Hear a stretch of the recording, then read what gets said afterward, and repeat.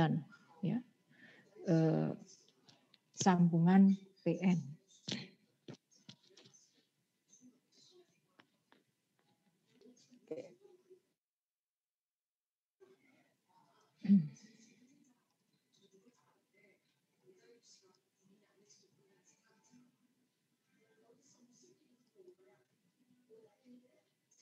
Apakah sudah terlihat di layar? Sudah, Bu. Oke. Kok latihan soal sih? Sorry. Bentar, sorry.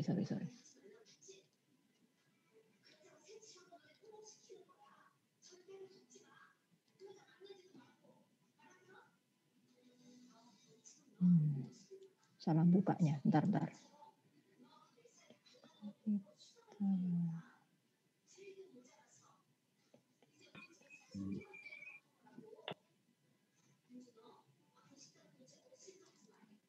Bentar, mohon maaf.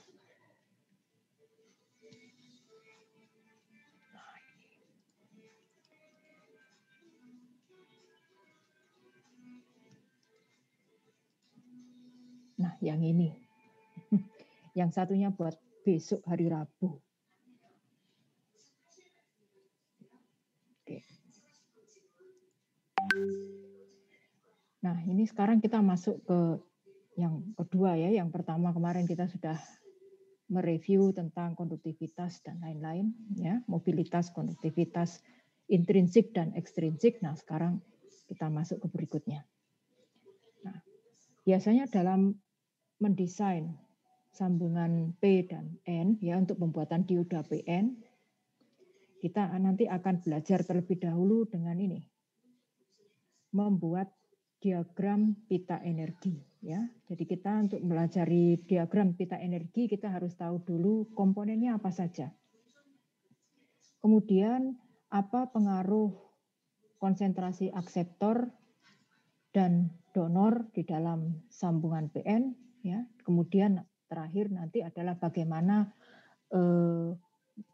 melakukan atau merancang fabrikasi dari sambungan PN. Ya, mungkin kalau Anda membuka di Classroom, di situ ada materi modul 4 ya. Salah satunya di sini nanti kita akan banyak bermain di sambungan PN. Jadi mohon diperhatikan materi kali ini. Oke. Sambil mereview kembali ya, diagram pita energi yang kita kenal ya. Di sini ada pita konduksi, kemudian ada pita valensi ya. Kemudian di antaranya situ ada daerah terlarang yang disebut dengan energi gap ya, atau pita terlarang di sini. Biasanya disingkat dengan EG ya, sedangkan pita konduksi disingkat dengan EC dan pita valensi disingkat dengan EV. Nah, di tengah-tengah EG ya, untuk keadaan intrinsik ya, sekali lagi untuk keadaan intrinsik di sini. Nah, di tengah-tengah EG di situ ada garis warna merah. Ya, garis warna merah ini adalah energi Fermi yang besarnya sama dengan energi intrinsik. Berarti pada keadaan intrinsik saya dapat mengatakan EF sama dengan EI sama dengan EG dibagi 2. Ya, atau sama dengan EC min EV dibagi 2. Ya, ini untuk keadaan intrinsik. Ya. Nah, kita perhatikan untuk semikonduktor intrinsik di sini dikatakan bahwa ya, setiap sebuah elektron bergerak dari pita valensi ke pita konduksi. Ya. Sehingga nanti kalau elektron bergerak dari pita valensi ke pita konduksi, tempat yang ditinggalkan oleh elektron di pita valensi tadi menjadi hole. Ya. Nah, kemudian yang perlu nanti kita hitung ya, adalah densitas elektron pada pita konduksi dan densitas hole pada pita valensi. Untuk kondisi intrinsik, karena N kecil sama dengan P kecil, jumlah pembawa muatan tipe N dan tipe P-nya sama, ya, maka densitas elektronnya dapat kita nyatakan seperti ini. Yang sebelah kiri ini densitas elektron pita konduksi, yang sebelah kanan adalah densitas elektron pita valensi. Ya, di mana NC dan NV adalah densitas pada keadaan efektif. Ya, ini besarnya tertentu. Ya, NC dan NV besarnya tertentu. EF min EC, ya, EF min EC berarti separuh dari EG, ya, dibagi dengan konstanta Boltzmann dikalikan temperatur. Sedangkan untuk valensi, EF min EV, ya, berarti sama dengan setengah EG juga, dibagi dengan konstanta Boltzmann dikali dengan temperatur. Nah, oke, saya lanjutkan.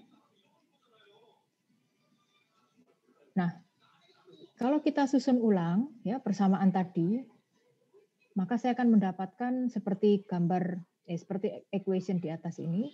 Ya. Kalau saya selesaikan secara logaritmik begini, sehingga energi Fermi EF, ya, ini tertumpuk ya, mohon maaf, EF sama dengan EC plus EV dibagi 2 ditambah dengan konstanta Boltzmann dikalikan T per 2 ln NV per NC. Ya. Ini tadi adalah energi intrinsik, ya, karena kondisi intrinsik sama dengan energi intrinsik sama dengan energi Fermi pada keadaan intrinsik. Ya. Kemudian di sini ada faktor koreksi sebesar konstanta Boltzmann dikalikan T bagi 2 ln NV dibagi NC. Nah, dengan demikian energi Fermi posisinya berada di tengah dengan sedikit faktor koreksi karena adanya perubahan temperatur. Ya. Kalau nggak ada faktor koreksi ya sama dengan energi intrinsik. Ya. Tapi dapat kita katakan secara umum bahwa EF sama dengan EI pada kondisi intrinsik. Ya. Nah, apa sih energi Fermi? Ya, di sini dikatakan energi Fermi adalah tingkat energi tertinggi dari okupansi elektron pada 0 Kelvin. Ya. Jadi pada temperatur 0 Kelvin atau temperatur mutlak, berapa sih tingkat energi tertinggi dari elektron? Ya. Nah, dikatakan juga di sini bahwa energi Fermi merupakan energi kinetik, ya, karena dia nanti akan menggambarkan pergerakan elektron tadi. Ya, oleh karena itu persamaannya merupakan fungsi temperatur. Ya, di sini dikatakan elektron berada pada tingkat keadaan yang lebih tinggi daripada Ferminya, ya, bila temperaturnya dinaikkan. Oke, saya lanjutkan. Nah, N dan P, ya, N kecil dan P kecil, membawa muatan tipe N dan membawa muatan tipe P, keduanya adalah fungsi dari Ni, pembawa muatan intrinsik, dan Ei, ya, energi intrinsik. Dituliskan di sini N kecil sama dengan Ni, sama dengan Nc dikalikan eksponen minus sekian. Ya, untuk P persamaannya sekian. Anda perhatikan bedanya di sini aja. Di penggunaan NC dan NV serta ini EC min EI kalau P EI min EV. Ya, kembali ke gambar di awal tadi, gambar diagram kita. Nah, kemudian di sini yang membedakan juga adalah NC untuk tipe N, ya, persamaannya seperti ini, dan untuk tipe P adalah NV. Ya, ini secara umum dapat dituliskan seperti ini. Oke, nah ini contoh soal ya. Misalkan saya punya material silikon pada suhu 300 Kelvin, Anda diminta menentukan berapa EF-nya bila N, ya, N kecil sama dengan 10 pangkat 17 per centimeter kubik. Nah, pertama, ya, kita tentukan dulu, ya, 300 Kelvin silikon, diketahui Ni sama dengan 10 pangkat 10 per centimeter kubik. Dapat dari mana? Dapat dari tabel sifat listrik. Ya. Sudah diketahui, ini fix harganya sekian. Nah, kemudian kita tentukan EF, masukkan ke persamaan ini. EF sama dengan EI plus KT ln N kecil dibagi Ni. Dapat dari mana? 0,56. Ya. EI, ingat. Ya, kita dapat mengatakan EI tadi sama dengan EF, ya, karena kondisi intrinsik, ya. maka dia adalah setengah dari energi gap. Kalau energi gap dari silikon adalah 1,12, maka ini setengahnya. Ya. Kemudian ini konstanta Boltzmann dalam elektron volt. Ya. T ini adalah temperatur dalam Kelvin. Ini adalah N kecil. Ya, tadi di soal ada. Nah, ini adalah NI dimasukkan. Nah, kemudian Anda hitung, Anda dapatkan 0,977 elektron volt. 977 elektron volt. Oke. Nah, kemudian sekarang kita bermain dengan NC dan NV, ya, yaitu densitas keadaan efektif pada pita konduksi dan valensi. Nah, ini sebetulnya menggambarkan apa? Nah, sebetulnya di dalam diagram pita yang tadi sederhana ya, hanya ada pita konduksi, pita valensi, energi Fermi, dan energi intrinsik gitu ya. Ini kalau digambarkan secara 3 dimensi ada istilah yang disebut dengan density of states ya, atau sering disingkat DOS, DOS ya. Nah, apakah itu? Ya, ini adalah untuk menggambarkan jumlah keadaan atau state ya, pada tiap tingkat energi dari sebuah semikonduktor. Ya, tingkat energi pastinya di situ akan ada elektron yang menempati. Jadi Anda nanti dengan DOS ini, dengan density of state, ya, dapat menggambarkan dengan energi sekian, maka elektron itu akan menempati posisi di mana. Ya, dalam satuan volume per unit energi, ya, persatuan energi. Nah, dengan demikian NC dan NV juga merupakan densitas keadaan efektif pada pita konduksi dan valensi. Yang perlu diketahui, NC dan NV merupakan fungsi temperatur dan fungsi dari massa efektif elektron dan hole. Ya, sehingga persamaannya seperti ini, di mana M bintang E ini adalah massa efektif elektron dan M bintang H ini adalah massa efektif hole. Ya, T-nya adalah temperatur. Ini adalah gambaran ya, berapa NC dan NV untuk beberapa semikonduktor. Untuk silikon pada temperatur 300 Kelvin, NC-nya sekian, NV-nya sekian, perhatikan energi gap-nya sekian. Ya. Kemudian ini adalah germanium, ya, lebih rendah. Begitu juga dengan NV-nya juga lebih rendah. Gap, ya, energi gap-nya 1,42. Sedangkan gallium arsenat di sini ya ordernya sama dengan silikon, sedikit lebih rendah. Ya, sedangkan untuk NV-nya juga sedikit lebih rendah, energi gap-nya lebih kecil di sini. Oke, saya lanjutkan. Nah, sebetulnya pita energi yang tadi kita gambar sederhana seperti gambar 411 ini, ya, berupa garis-garis ini saja. Kalau kita gambar, ya, mungkin mengingat kembali mata kuliah fisika kuantum, ya, itu aslinya bentuknya seperti ini.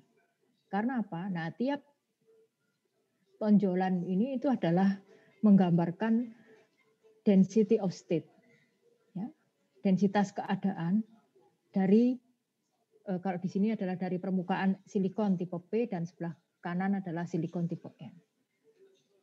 Nah, sedangkan sini adalah energi, ya, sumbu Y-nya energi. Nah, kalau kita perhatikan pada tipe P, berarti ini ekstrinsik ya, sudah ekstrinsik. Ya. Di mana perhatikan sekarang posisi energi Fermi-nya. Posisi energi Fermi tidak lagi sama dengan EI karena sudah ekstrinsik, bukan intrinsik. Di sini sudah jelas terlihat EF tidak sama dengan EI. Ya, tergantung dari jenis semikonduktornya, tipe P atau tipe N. Pada tipe P, energi Fermi ini cenderung lebih dekat dengan pita valensi. Ya, cenderung lebih dekat dengan pita valensi. Sedangkan pada tipe N, energi Ferminya lebih dekat dengan pita konduksi. Ya, sehingga gambar ini kalau saya transformasikan ke yang lebih sederhana, maka akan seperti gambar 4.11 ini. Ya, Anda bisa perhatikan energi Ferminya mendekati pita konduksi, ya. Di sini energi Ferminya mendekati pita valensi. Ya, ini kebalik, EF-nya yang di atas ini, EV-nya yang di bawah. Demikian juga yang ini, EC-nya yang di atas, EF-nya yang di bawah. Ya, mestinya demikian. Tapi paling tidak ini gambaran bahwa energi Fermi mendekati mendekati pita konduksi untuk tipe N dan mendekati pita valensi untuk tipe P. Ya. Diingat-ingat ini. Nah, untuk menentukan posisi energi Fermi, ya, untuk menentukan kita dapat menghitung. Ya, untuk semikonduktor tipe N, Anda tinggal masukkan ke persamaan ini EC min EF, ya berarti jarak antara pita konduksi dan pita valensi, pita energi Fermi, ya, itu sama dengan KT ln NC, NC yang tadi densitas efektif pita konduksi dibagi dengan ND. Berapa banyak atom donor yang diberikan. Ya, sedangkan untuk tipe P, Anda bisa menentukan EF min EV, berarti jarak antara pita valensi dan energi Fermi dengan menggunakan persamaan KT ln NV dibagi dengan NA.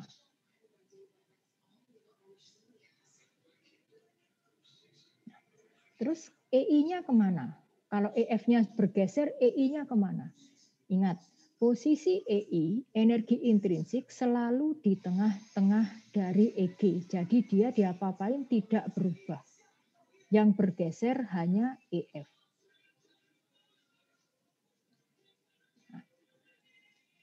Nah, sekarang mari kita perhatikan slide ini ya. Misalkan di dalam satu semikonduktor ya, terdapat 2 buah atau 2 kali pendopingan, ya. Biasanya kan dari intrinsik kemudian dibuat tipe P, ya, sama seperti soal yang contoh yang sebelumnya ya minggu lalu. Nah sekarang juga sama dengan ini, terus bagaimana ini kita menghitungnya? Ya, sama dengan yang kemarin. Ya, kita dapat menggunakan pendekatan seperti ini. Ya, kita anggap dalam kondisi netral itu bila P kecil dikurangi N kecil, ya, kalau ditambahkan dengan ND min NA itu sama dengan 0. Ya, sehingga untuk kondisi netral, ya, intrinsik, ya ini yang terjadi. Ya. Nah, ini mungkin yang perlu Anda ingat-ingat ya. Ini untuk kondisi intrinsik. Nah, kemudian bila kita gambarkan ya N tadi, kalau dalam fungsi ND min NA itu seperti ini. Ya. Di mana N kecil seperti ini, sedangkan untuk P adalah seperti ini. Ya, bila Anda dapat berapa NA, berapa ND di dalam semikonduktor yang awalnya sudah terdoping, ya, didoping 2 kali. Nah, di sini dikatakan konsentrasi pembawa muatan bergantung pada konsentrasi neto pembawa muatan. ND min NA atau NA min ND. Bila lebih besar ND maka dia tipe N, ya. Bila dia lebih besar NA maka dia tipe P. Ya, sama seperti yang periode yang seminggu kemarin. Ya, cuma di sini tambahannya adalah persamaan untuk menghitung berapa N kecil dan P kecil sebagai fungsi NA dan ND. Oke, saya lanjutkan. Nah, ini ada contoh soal. Ya. Sebuah silikon pada temperatur kamar. Ya, keping silikon temperatur kamar. Anda kemudian diminta menghitung konsentrasi elektron dan hole N kecil dan P kecil pada keadaan setimbang atau equilibrium. Kemudian asumsikan bahwa dopan, ya, atom yang didopingkan itu keduanya adalah fully ionized. Nah, apakah itu nanti fully ionized ya? Nanti mari kita lihat. Nah, yang pertama adalah keadaan intrinsik, ya, artinya ND dan NA sama dengan 0. Yang B, C, D, E dia sudah ekstrinsik, ya, dengan 1 ND tanpa NA, ya, juga ada tanpa ND dengan NA dan ada yang dua-duanya. Oke, mari kita lihat. Untuk kondisi intrinsik, di mana N kecil sama dengan P kecil sama dengan NI, ya, kita dapat dengan mudah menentukan seperti ini. Ya, keping silikon temperatur kamar, maka NI sama dengan 10 pangkat 10 per cm kubik. Ya. Nah, kemudian yang B sekarang. Na-nya 0. Ya, Na-nya 0. Anda hitung berapa N kecil.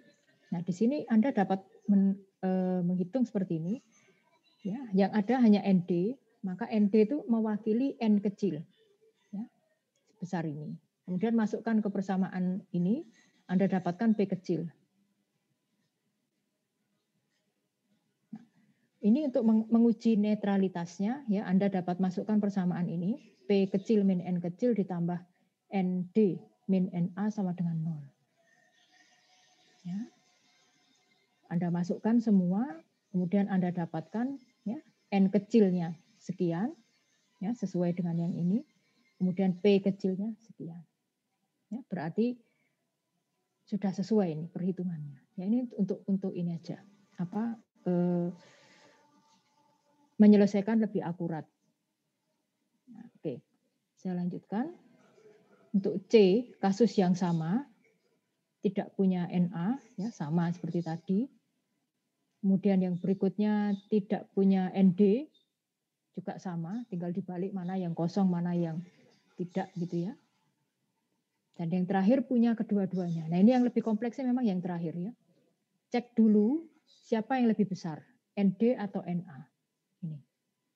Begitu lebih besar salah satu, misalkan di sini lebih besar Na, ya maka dia adalah tipe N. Ya, tipe N. Akseptor tipe P, ya, tipe P. Maka di sini P kecil. P kecil tahu, masukkan ke sini Anda dapat ketemu N kecil. Nah, ini kalau dimasukkan ke persamaan ini pun bisa ya, Anda mungkin bingung dengan persamaan yang di atas, Anda menggunakan yang ini, yang lebih panjang ini boleh-boleh aja. Oke, sampai di sini ada yang ingin ditanyakan?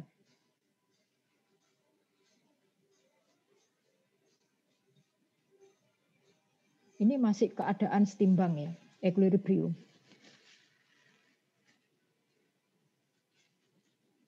Silakan.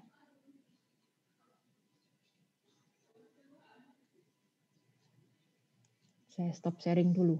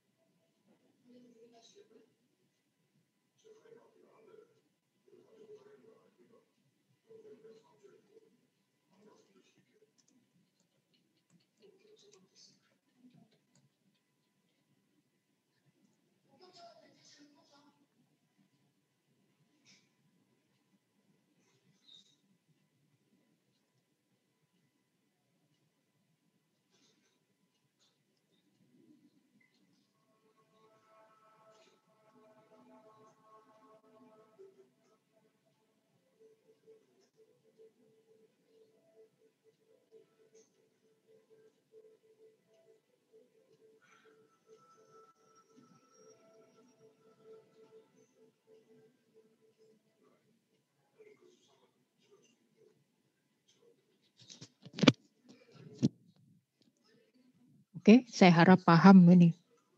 Sengaja saya berikan waktu karena nanti begitu masuk yang keadaan tidak setimbang menjadi sedikit lebih rumit. Oke, saya lanjutkan share screen kalau gitu. Baik, Bu.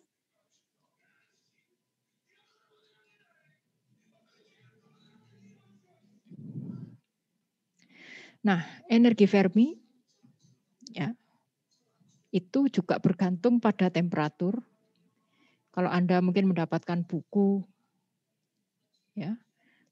Nah, ini kalau digambar bentuknya seperti tulang ikan. Jadi kalau dapat diagram bentuknya seperti ini, berarti yang atas ini untuk tipe P, yang bawah, yang bawah untuk tipe P, yang atas untuk tipe N. Ya. Ini sebagai fungsi temperatur. Ya, kalau 300 Kelvin yang biru, 400 Kelvin yang merah, dan seterusnya nanti ke sini sampai akhirnya dia mendekati EI.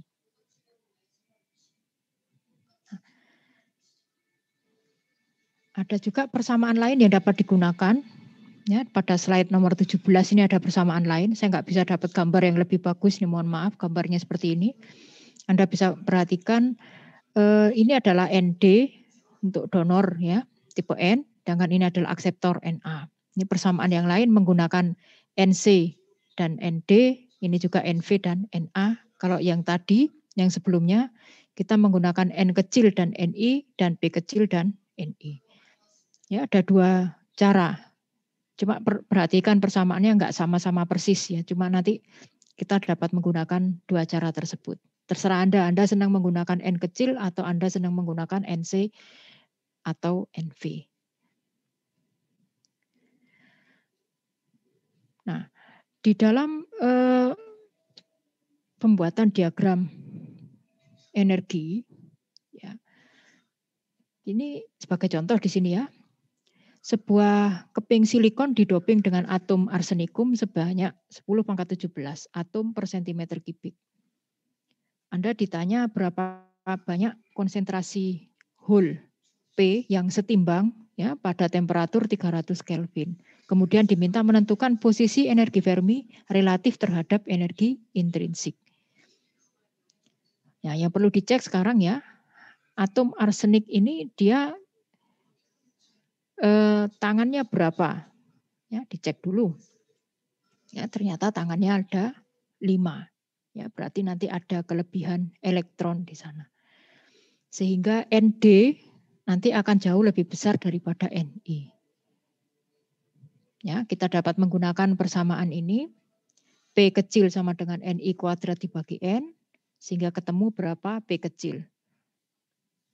Ya, kemudian kita juga, nah ini perhatikan ya, Ni kuadrat nih, ini Ni kuadrat ya dari 1,5 10⁻10 dikuadratkan. Ya. Sedangkan dari persamaan dari N kecil yang didapatkan tadi kita dapat masukkan ke persamaan ini, N sama dengan Ni eksponensial sekian, ya kita masukkan ke dalam persamaan EF min EI sehingga ketemu berapa EF min EI-nya. Ini 0,0259 ini kalau K dan T konstanta Boltzmann dikalikan temperatur pada suhu 300 Kelvin ya. Besarnya sekian, satuannya elektron volt ini. Nah, kalau menggunakan persamaan ini ya kita temukan EF min EI sama dengan 0,407. Nah, kalau digambar bagaimana? Nah, ini yang perlu Anda perhatikan. Bila digambar, Anda gambar dulu EI-nya ya, EC dan EV-nya tentunya ya, gambar dulu di mana jaraknya ini adalah energi gap 1,12 elektron volt ya. Kemudian EI posisinya selalu di tengah-tengah sama dengan EG dibagi 2. Baru setelah itu Anda gambarkan jarak antara EI dan EF. Sesuai hasil perhitungan, di situ sebesar 0,407 elektron volt. Nah, inilah EF-nya. Ya. Oke, saya lanjutkan. Contoh soal yang lain. Anda diminta menentukan konsentrasi pembawa muatan intrinsik silikon pada temperatur bukan 300 Kelvin tapi 200 Kelvin. Asumsikan NC sekian, NV sekian, dan EG sekian. Ya, NI diketahui sekian. Ya, tinggal dimasukkan ke persamaan ini. Ya, KT, konstanta Boltzmann. Kalau ini temperatur 300 Kelvin, ya Anda bisa gunakan juga menggunakan rasio temperatur. Ya, kalau 200 Kelvin berarti kurang lebih sekian. Ya. Ada juga yang menghitung manual juga dapatnya sekian, hampir sama ya. Monggo mau pakai yang mana, cara atas atau cara bawah. Nah, kemudian kita masukkan ke sini persamaan ini ya untuk menentukan NI-nya yaitu NV kali NC dikalikan dengan T dibagi 300 pangkat 3 dan seterusnya. Sehingga dari sini kita dapatkan NI, pembawa muatan intrinsik tidak pada temperatur 300 Kelvin. Ya, perhatikan persamaannya. Ya, ini persamaan ini mungkin ya dapat Anda gunakan nanti bila mana ada soal yang memang meminta Anda menghitung NI tidak pada temperatur 300 Kelvin. Nah, sedangkan pembawa muatan intrinsik pada temperatur 400 Kelvin, ya, ini mestinya soalnya ada 2 ini. Itu sama dengan seperti ini. Kita perhatikan NI-nya juga berubah. Nah, setidaknya dari sini Anda berkenalan dengan satu persamaan untuk menghitung NI sebagai fungsi temperatur. Ya. Kemudian bagaimana menentukan konstanta Boltzmann dikalikan temperatur. Ya, bila mana Anda tidak hafal konstanta Boltzmann dalam skala Joule per coulomb ya atau dalam skala elektron volt seperti apa, nah Anda bisa gunakan ini. Nah, oke, saya lanjutkan. Ya, ini masih sama seperti yang tadi. Nanti bisa kita pelajari kembali ya. Ini saya skip dulu. Nah, ini saya ingin ke sini sekarang. Nah, tadi kita belajar baru satu sambungan ya. Belum tersambung, masih terpisah. Tipe P sendiri, tipe N sendiri. Nah, kemudian sekarang kalau saya sambung tipe P dan tipe N saya sambung, apa yang terjadi? Ya. Nah, bila saya sambung, sebelum saya sambung, gambarnya seperti gambar A. Perhatikan yang atas ini adalah EC, paling bawah adalah EV, yang putus-putus adalah EI, ya, kemudian garis solid di dekat EI itu adalah EF. Kemudian bila saya sambung, Anda perhatikan, yang dikonek dulu pertama adalah EF-nya. Ya, di mana energi Fermi tipe P dan tipe N itu harus lurus. Ya, energi Fermi tipe P dan tipe N ini harus lurus. Yang lain-lain bagaimana? Nanti yang lain-lain menyesuaikan. Tapi gambar dulu EF-nya ini sama harus lurus. Pada tipe P harus lurus dengan tipe N. Alhasil, supaya posisi energi Ferminya tetap, maka tipe P gambarnya akan tergeser ke atas. Sedangkan tipe N gambarnya akan tergeser ke bawah. Ya, ini. Tujuannya apa dibuat EF-nya sama? Supaya nanti dia setimbang. Ya, kalau belum setimbang, ini belum sama EF-nya. Begitu dia setimbang, nah nanti EF-nya ini harus sama. Nah ini.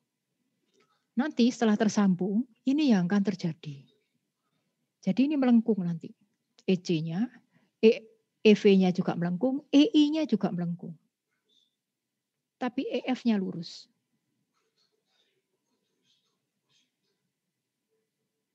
Sampai di sini ada pertanyaan.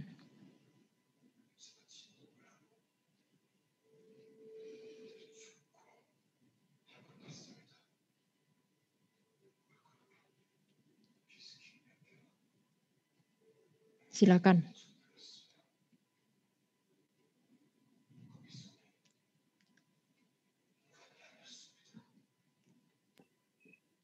Izin bertanya, Bu. Silakan, Mas. Tadi kan untuk tipe yang N kalau nggak salah diturunin nilainya atau gimana, Bu? Untuk EF-nya biar sama.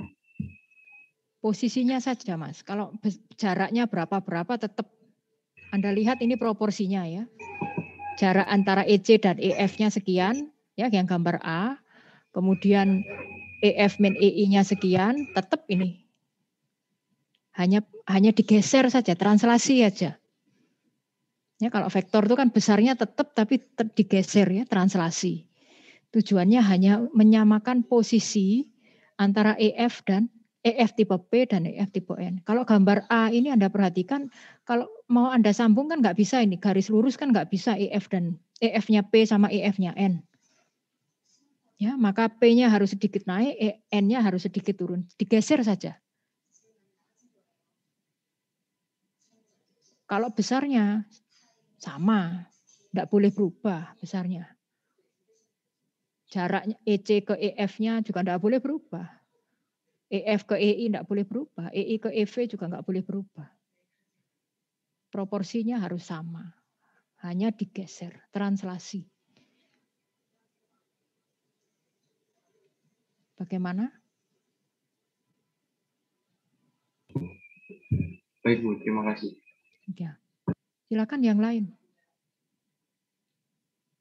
Ini banyak yang keliru loh ya. Biasanya mahasiswa banyak yang keliru. Makanya saya berikan waktu bila mana Anda masih belum paham. Ya, ini banyak yang keliru. Terus terang aja. Saya ngajar sudah lama ini, hampir 10 tahun. Ini banyak yang keliru nih.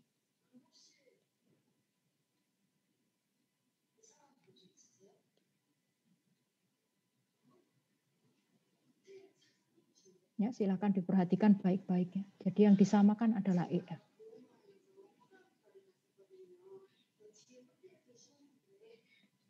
Oke, bila tidak saya lanjutkan. Nah, ini slide terakhir di PPT ini. Tadi hanya gambaran sederhana ya, gambaran kompleksnya seperti ini nantinya. Nah, ini yang nanti akan Anda pelajari. Terutama ini nanti yang akan Anda gunakan untuk menghitung pada modul 4. Ya, bila yang warna merah ini adalah tipe P, ya, yang warna biru ini tipe N. Ya. Nah, Anda perhatikan daerah yang tidak lurus atau yang melengkung, ya, kalau saya kembali ke slide sebelumnya, ya, mungkin lebih jelas di slide sebelumnya. Nah, daerah yang nekuk ini menjadi daerah yang paling menarik nanti di dalam sambungan P dan N. Ya, menariknya bagaimana? Menariknya begini. Mari kita lihat ada beberapa fitur baru di sini. Ya, lebar dari daerah yang melengkung tadi itu kita sebut dengan lebar deplesi.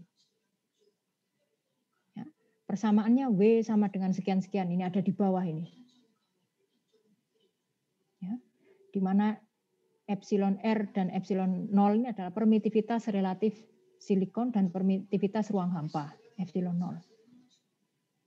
Nah, kemudian di sini ada VBI, built-in potensial. Dari mana VBI itu? VBI itu diukur dari ketinggian pita konduksi tipe N, ya, sampai dengan level vakum. Nah, level vakumnya sendiri ditarik garisnya dari mana?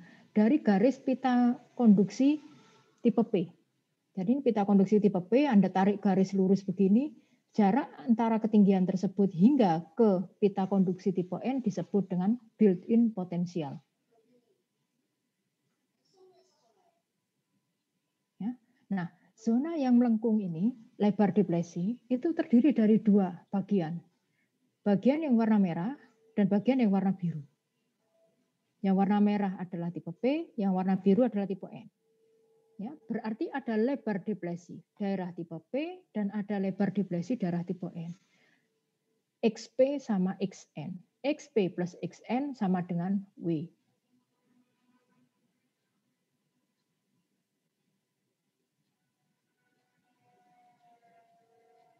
Oke, silakan bila ada yang ingin ditanyakan.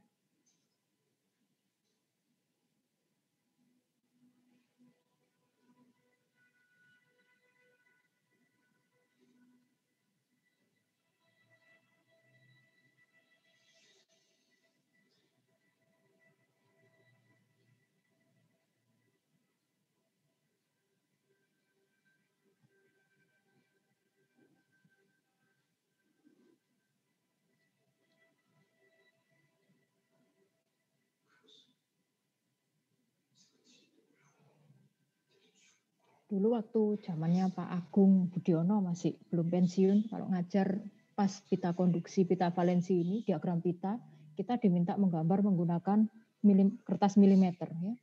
Tujuannya apa? Tujuannya supaya proporsinya ketika menggambar itu terkontrol. Ya. Kalau menggunakan kertas HVS itu Anda cenderung asal membuat sketch ya, tapi tidak terkontrol jarak antara EC sama EF-nya bagaimana, EF ke EI-nya bagaimana, dan seterusnya. Nah, yang paling sulit tuh gambar ini. Karena Anda harus punya skalanya juga ya, bagaimana W sebesar itu, kemudian XP-nya berapa, lebar deplesi tipe P, dan XN atau lebar deplesi tipe N-nya berapa. Ya. Di Classroom sudah saya unggah salah satu buku referensi ya, menggunakan bukunya Pierret tahun lama sih itu, tahun berapa itu, 96 kalau nggak salah. Nah, kalau Anda nemu buku yang lain juga enggak apa-apa. Persamaannya mirip-mirip semua.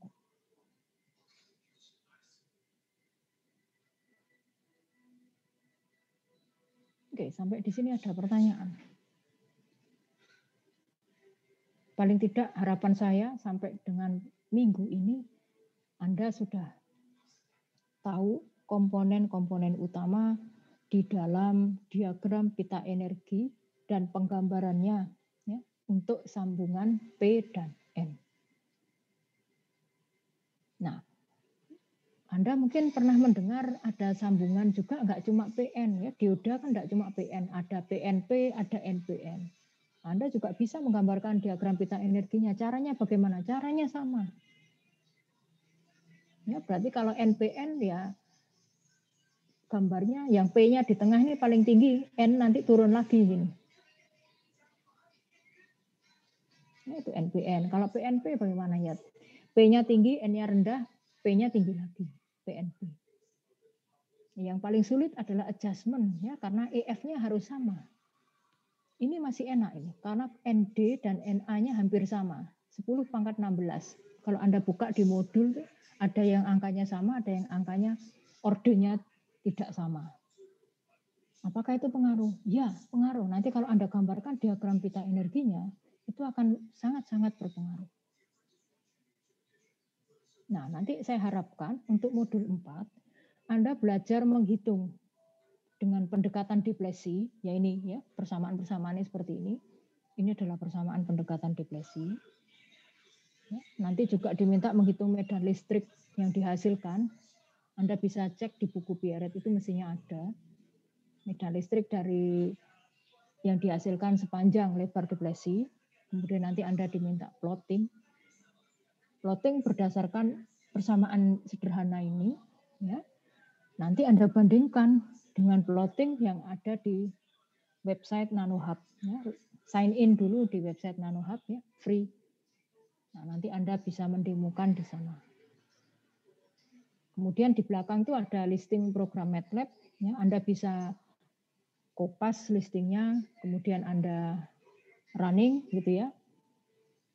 Nah, kemudian Anda bandingkan juga apa bedanya dari hasil perhitungan Anda yang seperti ini dengan yang dihasilkan oleh NanoHub ya, dengan listing program MATLAB tersebut.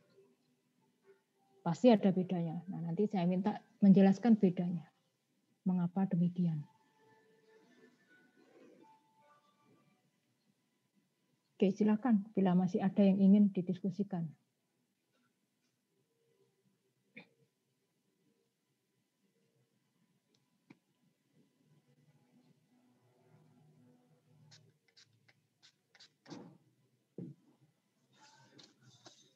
Permisi Bu, di sini Ya, silakan Mas.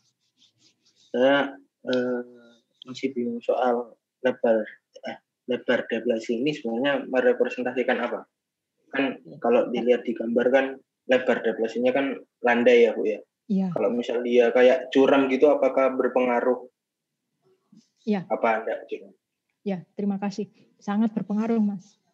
Ya, lebar deflasi itu mencerminkan apa? Ibaratnya ini sebuah pipa, ya. Kalau Anda punya pipa air posisinya landai, ya, maka air yang mengalir dari debit, ya, debit yang dialirkan dari ketinggian tersebut menuju ke tempat yang lebih landai, tentunya akan lebih lambat. Ya, bila satu sisi mempunyai densitas pembawa muatan, ya, NAND akseptor atau donor yang lebih besar, nah tentunya nanti dia akan mempengaruhi kelandaian ini tadi. Ya. Bisa jadi akan menjadi lebih curam, bisa jadi menjadi semakin landai. Nah, yang perlu kita ingat, bila kita mendoping, ya, entah tipe P atau tipe N, jumlah dopingnya itu sangat-sangat banyak. Ya, biasanya dalam orde di atas 10 pangkat 21. Ya, jarang sekali dilakukan. Apa yang terjadi kalau sekarang saya punya silikon, saya doping sampai dengan di atas 10 pangkat 21 ya. Kalau Anda lihat di contoh-contoh di sini kan sekitar 15, 16, 17, 18, angkanya segitu ya, 19. Tapi apa yang terjadi kalau di atas 10 pangkat 21? Nah, yang terjadi adalah semikonduktor itu sudah tidak lagi bersifat seperti semikonduktor. Dia menjadi semi metal, ya, semi logam. Berarti dia sudah hampir konduktor. Nah, itu juga tentunya kondisi yang tidak kita inginkan. Ya, makanya kita menjaga dopingnya itu sebisa mungkin tidak sampai melebihi batas tersebut. Nah, oke, sekarang saya kembali lagi ke pertanyaan tadi ya. Misalkan saya punya di sini sambungan PN, misalkan di sini ND-nya 10 pangkat 16, NA-nya 10 pangkat 19. Ya, apa yang terjadi? Gambar diagram pita energinya tentunya akan berbeda. Mengapa demikian? Karena nanti posisi energi Ferminya ini yang paling menentukan. Begitu 10 pangkat 19, ya, Na 10 pangkat 19, berarti ini posisinya sangat-sangat mendekati EC. Ya, begitu ini dopingnya rendah, 10 pangkat 16 atau mungkin lebih rendah lagi 10 pangkat 15, berarti dia akan semakin jauh dari EV. Nah, tinggal Anda bayangkan nanti melengkungnya seperti apa ini. Nah, ini yang menentukan. Nah, terus apa yang terjadi dengan lebar deflasi? Lebar deflasi tentunya juga akan berubah karena dia bergantung pada Na dan Nd. VBI juga akan berubah karena dia VBI juga persamaannya bergantung pada Na dan Nd.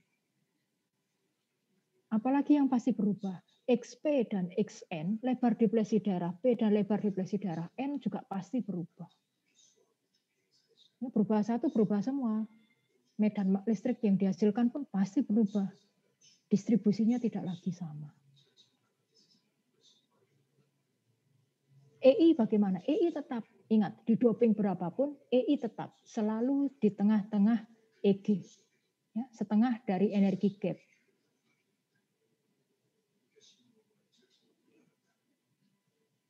Bisa dipahami, Mas? Iya, Bu, bisa. Terima kasih, Bu. Ya, sama-sama. Kalau Anda bisa login, sign in di NanoHub, ya, di situ dia juga menggambarkan diagram pita energi sambungan P dan N. Seperti di link yang saya berikan di modul. Nah, di situ nanti Anda, kalau Anda ubah-ubah, Anda bisa melihat apa saja yang sebetulnya berubah di sana. Ya.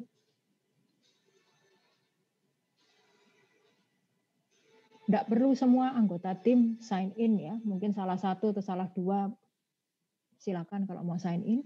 Nah, Anda nggak bisa satu orang sign in kemudian membuka modul itu lebih dari 3.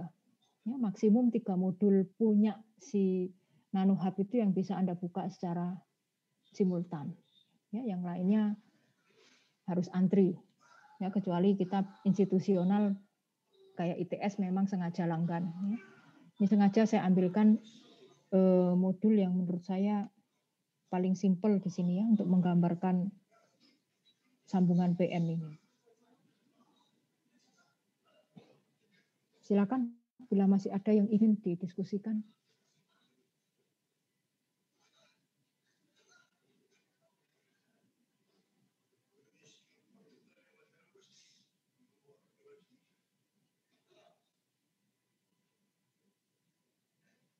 Oke, nanti hari Rabu saya akan berikan latihan soal ya. Paling tidak mungkin akan membantu memberikan gambaran lebih lanjut ya tentang sambungan PN ini. Nah, kalau di sini contoh soalnya juga sudah ada, tapi nanti saya berikan satu slide sendiri yang memang khusus untuk latihan soal sambungan PN. Ya, mengapa ini penting? Ya, ini baru mempelajari densitas elektron dan densitas hole di dalam sambungan P dan N. Kita belum ngomong fabrikasi sama sekali di sini. Nah, nanti kita masuk ke fabrikasi, variabel fabrikasinya bisa jadi nanti saya kepingin dibuatkan sambungan PN dengan lebar deplesi sekian. Terus Anda disuruh mendesain. Berarti Anda bisa memvariasikan dari situ berapa NA, berapa ND, dan berapa VBI yang diinginkan. Terus Anda diminta mendesain fabrikasinya. Berapa lama atom fosfor didifusikan, pada temperatur berapa, ya, berapa lama juga atom boron didifusikan, dan waktunya berapa lama. Mekanismenya seperti apa. Ya, nanti kita akan lebih lanjut ke sana. Kalau sudah masuk ke sana jauh lebih kompleks. Nah, ini akan menjawab submodul yang ketiga nantinya. Kalau kita sudah masuk ke fabrikasi. Ada 3 submodul. Submodul pertama ini belum saya sentuh. Nah, nanti ini kita baru ke submodul yang kedua untuk modul 4. Nah, nanti setelah semua lengkap, nanti semua bisa dijawab. Nah, harapan saya nanti Anda bisa paling enggak nyicil cara ngerjakannya. Yang paling banyak memang di PN junction. Karena memang ini hitungannya memang paling panjang. Oke. Silakan bila masih ada yang ingin didiskusikan.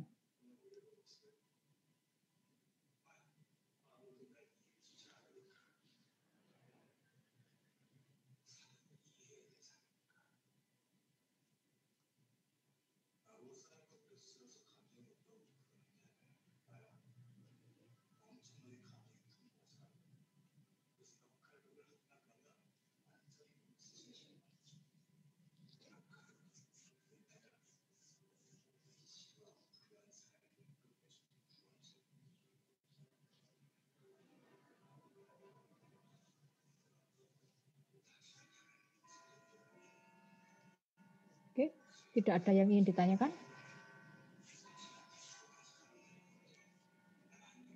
Oke, bila sudah tidak ada lagi yang ingin didiskusikan, ya, maka pertemuan kita pada siang hari ini saya akhiri.